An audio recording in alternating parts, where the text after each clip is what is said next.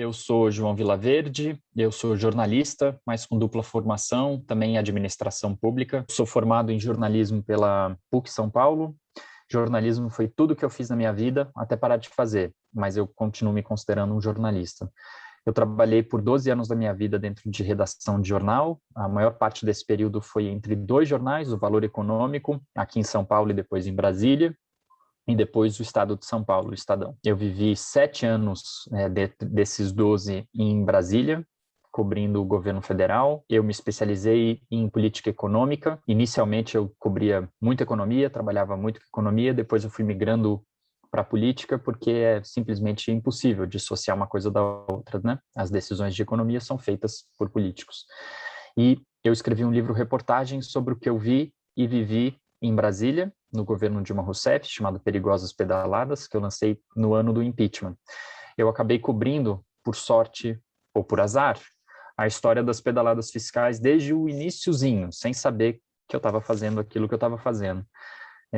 Depois virou o tema do impeachment, e por isso escrevi um livro-reportagem. Eu depois fui ser pesquisador de políticas públicas na Universidade de Columbia, em Nova York, morei lá, e ali eu percebi que eu tinha uma parte da minha cabeça que eu não tinha acessado até então, que era o lado, de fato, da administração pública. Eu sempre cobri administração pública, eu sempre cobri governo como jornalista. E aí eu me vi querendo estudar e pesquisar governo, né? E não de uma perspectiva de cobertura jornalística, mas sim por dentro. E aí eu fui fazer o meu mestrado, depois de ter sido pesquisador em Colômbia, eu fui fazer o meu mestrado acadêmico aqui na casa, na IASP, na Administração Pública e Governo. Fiz o meu mestrado, terminei, defendi minha dissertação, foi aprovado. Gostei tanto que eu fui, logo em seguida, prestei de novo para o doutorado. E é isso que eu estou fazendo. Estou no meu segundo ano do doutorado acadêmico, em Administração Pública e Governo da GV, e também como professor convidado do curso de graduação em AP, dando aula para as duas turmas de segundo semestre.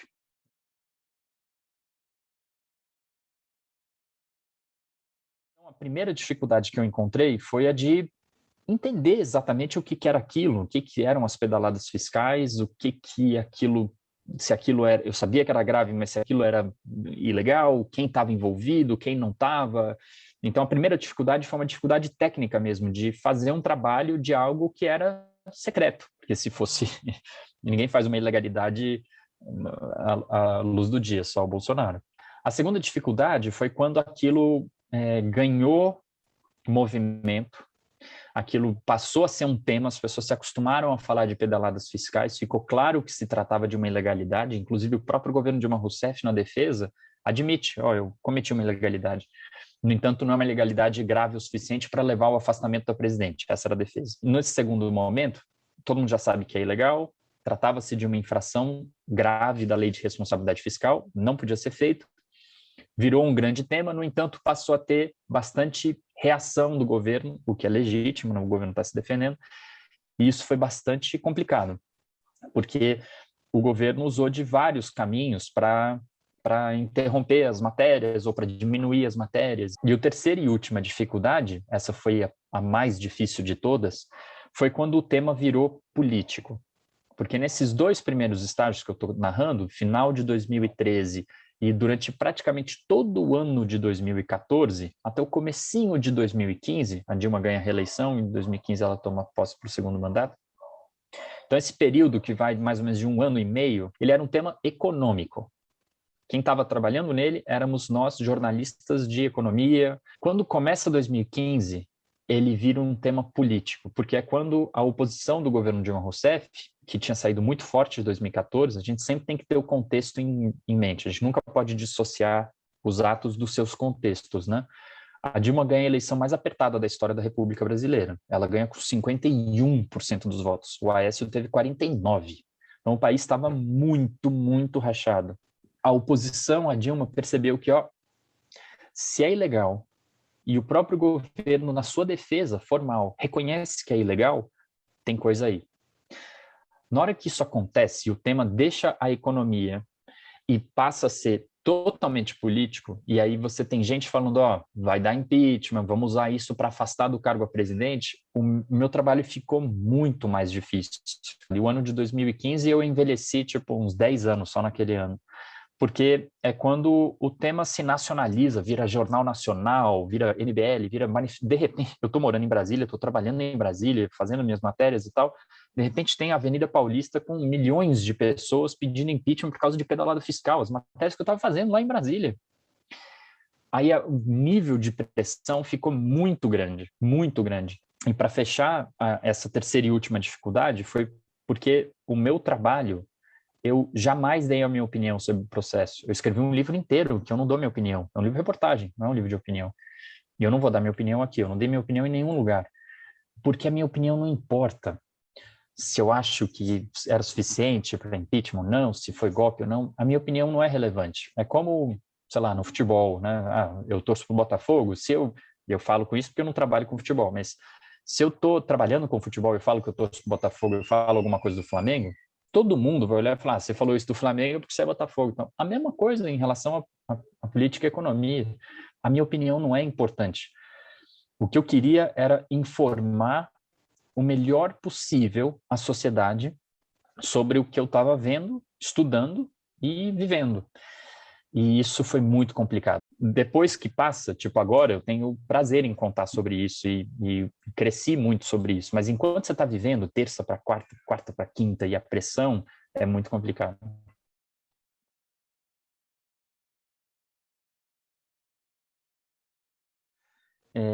Enquanto eu não dou minha opinião sobre o processo da Dilma, porque trabalhei nele 100% como jornalista, e eu dou minha opinião sobre outros fatos que eu estudei, né? Que é o caso de sistemas de governo. Eu sou muito simpático ao parlamentarismo, eu tenho que dizer isso claramente, agora eu vou defender, sou muito simpático mesmo.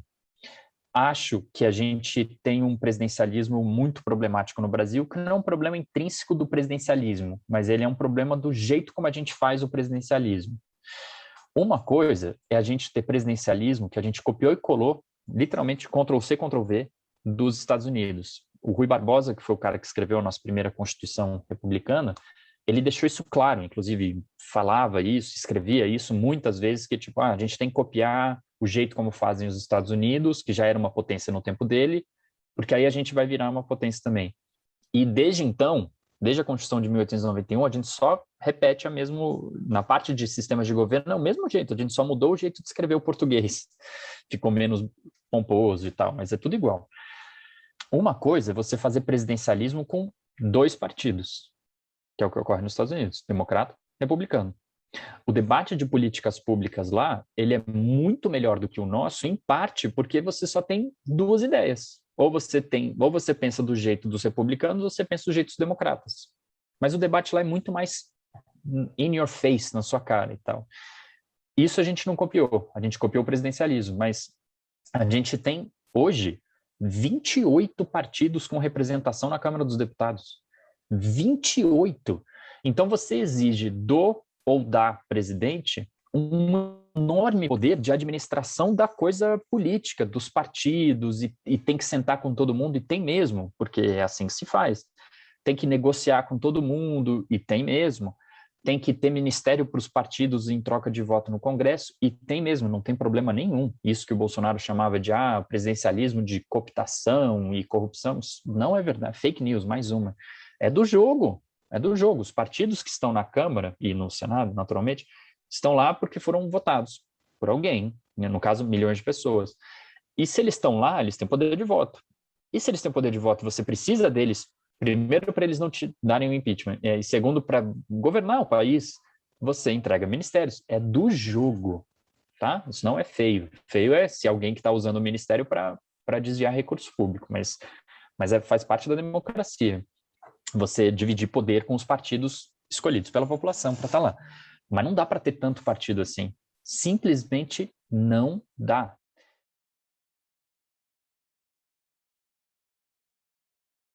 Na PEC dos precatórios, o que eles estão querendo fazer é pura e simplesmente calote. E isso é ilegal, ponto final. Eles estão querendo travestir essa ideia de uma liberdade de administração da coisa pública e tal. Fake news, não é. Uma coisa é você ter liberdade orçamentária, eu acho esse debate muito rico e a gente pode falar um pouco mais sobre isso. O caso específico da PEC dos precatórios é cilada, é roubada. Precatório é uma dívida do setor público perante particulares, eu, vocês, uma empresa, já definida judicialmente e que não cabe mais recurso, acabou. Ela já foi debatida, o Estado tentou não pagar, apresentou seus recursos, sua defesa. Quando virou precatório, porque acabou. Você deve, você não nega que deve, a pessoa está aqui ou a empresa está aqui esperando e sabe que vai receber, agora é uma questão de pagar. Aí você vai lá e propõe uma emenda constitucional, né, uma PEC, para você parcelar, criar um fundo para dali. Isso é calote. Precatório paga-se. A única questão que os estados, os entes subnacionais têm também os seus precatórios, inclusive são grandes devedores, que é uma discussão viva, é como que você paga, porque você também tem que pagar médico, você também tem que pagar professor, como é que você organiza os pagamentos? Mas tem que pagar, ponto final. A questão que eu acho que é muito viva é que a gente tem um problema que vem da Constituição de 88, que é carimbar tudo. Tudo virou gasto obrigatório. Isso é muito problemático. E é desestimulante para quem é graduando, por exemplo, em administração pública. Você vai querer entrar numa organização em que 96% dos gastos são obrigatórios? O que você vai fazer? O que você vai fazer? Qual a ideia nova que você vai ter? Você só pode mexer em 4%. 96% já está obrigatório. É gasto de servidor, gasto de previdência, gasto disso, daquilo, social, já está tudo carimbado. Não importa quem você é e as ideias que você carrega na cabeça, boas ou ruins, esquerda ou direita, você vai chegar lá e você vai ser um cumpridor de ordem, porque 96% das despesas primárias federais estão carimbadas, são obrigatórias. Então, uma mudança que a gente permita uma rediscussão orçamentária, rediscussão do que é obrigatório, do que é discricionário, e fazer isso um pouco mais fluido, eu acho isso muito bem-vindo. Mas eu desconfio de qualquer coisa que venha do governo Bolsonaro, porque as intenções dele nunca são, dele e da turma que topa trabalhar para ele, nunca são as melhores.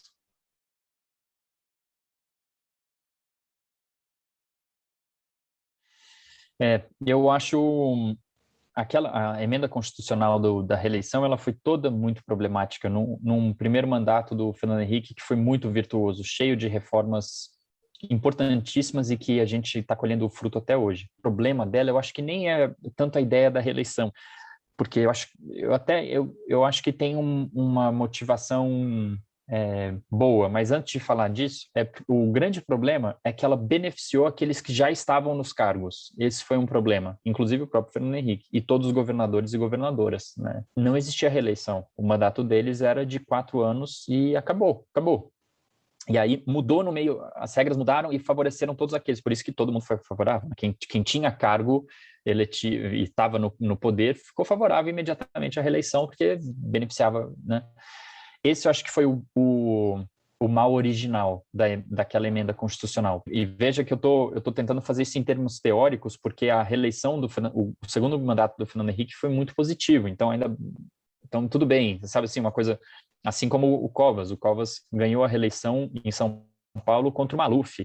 Se não tivesse a reeleição, o Maluf estava eleito governador de São Paulo, e não precisa nem dizer que seria um desastre total. Então, bem ou mal, a reeleição, pelo menos naquele momento, embora isso foi problemático, como eu acabei de diagnosticar, permitiu que bons governantes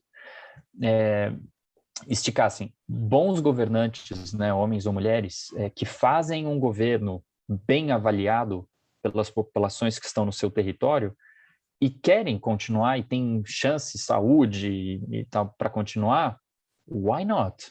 O ex-prefeito de Fortaleza, Roberto Cláudio, ele foi eleito prefeito de Fortaleza em 2012, assumiu em 2013. O primeiro mandato dele foi absolutamente extraordinário. Eu estou falando da quinta maior capital do país. Quando ele assumiu, os dados de educação de Fortaleza, eles são todos medidos por provas nacionais, como vocês sabem. Colocavam Fortaleza era sempre a 17ª ou 18ª melhor capital em ranking de educação, ou seja, lá atrás. Ele melhorou rapidamente os indicadores de educação da capital. E ele buscou a reeleição. Então, ainda bem que ele tinha o direito de poder continuar o trabalho dele, e vejam só, aí ele foi buscar a reeleição nas eleições seguintes, 2016, e o rival dele foi um sujeito chamado Capitão Wagner, bolsonarista. A defesa dele era de educação, era de escola sem partido, não tinha ideia nenhuma, então aquela coisa delirante de bolsonarismo e tal, falando de mamadeira de piroca, uma coisa horrível, horrível, horrível. E o Roberto Cláudio, ainda bem, foi reeleito, e depois fez o segundo mandato dele, que foi ainda melhor que o primeiro. Ele entregou o governo agora, em dezembro de 2020, e Fortaleza hoje é a quarta melhor cidade, e aí não é nem capital, quarta melhor cidade do país para se aprender se você é uma criança em escola pública. É um negócio extraordinário, no curso de 8 anos. Então, a reeleição é bem-vinda na hora de você premiar quem faz direito. O problema é quando você tem pessoas que operam apenas para a reeleição. E isso a gente acaba ouvindo muito esses exemplos, e a gente tem hoje na presidência da República, né? O Bolsonaro inclusive comete estelionato eleitoral quando ele fez a campanha de 2018, o tempo todo falando que reeleição era errado, que ele não seria candidato à reeleição. Então, logo ele tomou posse, em 1º de janeiro de 2019, ele já estava defendendo a reeleição dele mesmo, o estelionato eleitoral. E ele só pensa nisso, né? Há quase 3 anos, ele só pensa nisso. Todos os atos dele são para que ele continue presidente da República. E isso é muito problemático. O que eu acho que a gente precisa sempre pensar é que por exemplo, quando eu penso muito no Bolsonaro e a gente começa a falar sobre isso, aí eu fico assim, então vamos acabar com a reeleição. Mas quando eu penso no Roberto Cláudio, e quando eu penso em outros homens e mulheres, prefeitas e governadores que fizeram um trabalho extraordinário, aí eu penso, para que acabar com a reeleição? Porque, entendeu? O que a gente precisa tentar, sempre a teoria nos ajuda nesse sentido, tentar encontrar uma saída que a gente, talvez um mandato só, mas de 6 anos, talvez seja uma saída em que a pessoa já consegue colher os frutos e não fica pensando em reeleição, e o fim do mandato dela está tão distante no tempo que ninguém está pensando na próxima eleição, porque vai demorar 6 anos para acontecer. Pode ser uma saída.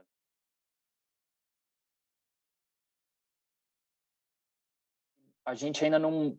A gente, literalmente, eu não tenho a menor ideia, e eu acho que ninguém sabe, porque eu lembro quando eu estava em Colômbia, esse era o grande tema estudado na escola de jornalismo. Eu estava na escola de políticas públicas, na CIPA, mas eu estava lá, né? E esse era o grande tema, que redes sociais, mídia digital, e aí? Porque a mídia tradicional tem uma coisa que é extraordinária nela, que é o quê? Você sabe que o que saiu ali passou por, no mínimo, 2 pessoas. No mínimo, muito mais. E falo por conhecimento de causa, por ter trabalhado tantos anos em jornais. Mas, no mínimo, 2 pessoas. O repórter e o chefe do repórter. A editora ou o editor. No mínimo. Mas é muito mais. Tem muito mais gente. Então, você tende a confiar, e isso é extraordinário mesmo, porque é a profissionalização da notícia. Você tende a confiar que, bom, se saiu no Estadão, se saiu na Folha, se saiu no Globo, se falou na Rádio CBN, se saiu no Jornal Nacional, é porque está mais certo do que errado. Porque tem muita gente envolvida, e tem mesmo. E muita gente profissional. Quando você vai para redes sociais, acabou isso. Aquele muro de proteção da informação, ele é derrubado, né? É um muro de Berlim, ele é derrubado total. Uma das principais fake news de 2016 foi que a Hillary Clinton tinha uma rede de pedofilia institucional.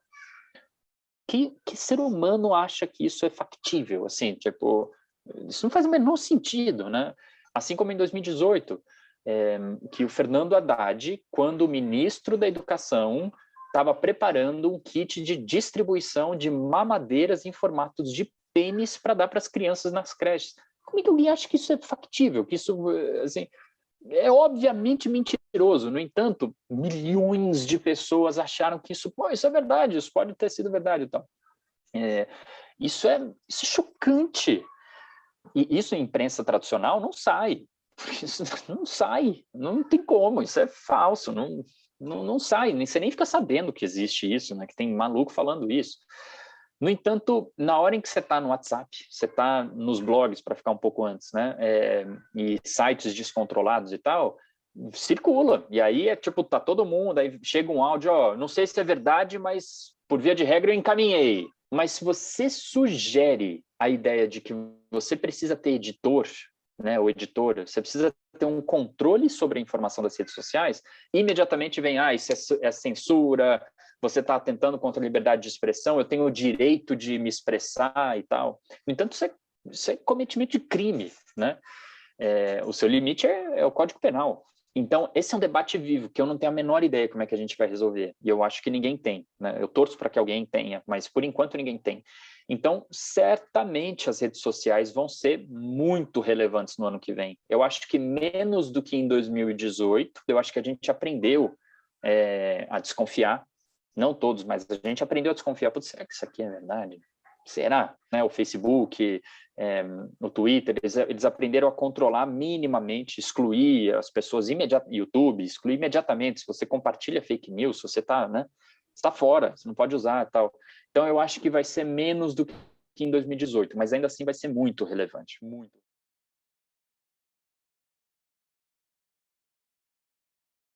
A queda de tiragem dos veículos tradicionais. Eu era, por exemplo, colunista da revista Época, da Globo, e a Época acabou, não existe mais a Época. Em parte, tudo bem, porque a vida mudou. Eu mesmo leio menos papel impresso do que eu lia antes, né? Eu continuo lendo todos os jornais, mas eu leio eles digitalmente, no tablet, eu passo a página do jornal da mesma forma que eu passava o papel. Então, em parte, tudo bem. Parte, tudo bem. Outra parte, menos tudo bem, porque a informação tem preço, né? A gente topa abrir o iFood e pedir um lanche e pagar por esse lanche. A gente entende que isso tem um preço e o restaurante vai fazer o lanche, o motoboy vai trazer, isso vai custar R$12,90, eu vou pagar, tudo bem. Mas na hora da informação a gente não entende. Pô, eu fui tentar ler a folha, veio o paywall, é só para assinante, pô, eu vou tentar ler o valor e, pô, é só para assinante. Claro, assim como a bota custa dinheiro para fazer e o sanduíche de presunto e queijo custa dinheiro para fazer, a informação também custa. Tem um trabalhador lá fazendo a informação, apurando e trazendo para você. Isso também tem um custo. Então, a gente não aceita pagar jornais e revistas e veículos de comunicação da mesma forma que a gente aceita pagar o iFood, pagar roupa e o que for. Então, a gente está tendo menos pessoas pagando por informação, mas mais pessoas querendo informação. Os veículos de informação vão fechando ou vão reduzindo, não conseguem contratar jornalistas da mesma forma, aqueles que eles não conseguem pagar do jeito como eles poderiam pagar, e aí a profissão fica debilitada. Então, isso também está muito problemático. Como é que a gente faz as pessoas entenderem que informação também custa, é um direito seu? Como se alimentar. No entanto, você tem que pagar para comprar batata, não tem? Embora seja um direito seu de se alimentar. É um direito seu ser bem informado, mas você precisa pagar para a pessoa que faz aquilo, né? Então, isso tá mal resolvido, eu acho, como sociedade. Não é só no Brasil. No Brasil isso é mais difícil porque somos um país pobre e grotescamente desigual. Mas é um problema também nos Estados Unidos e outros países do mundo.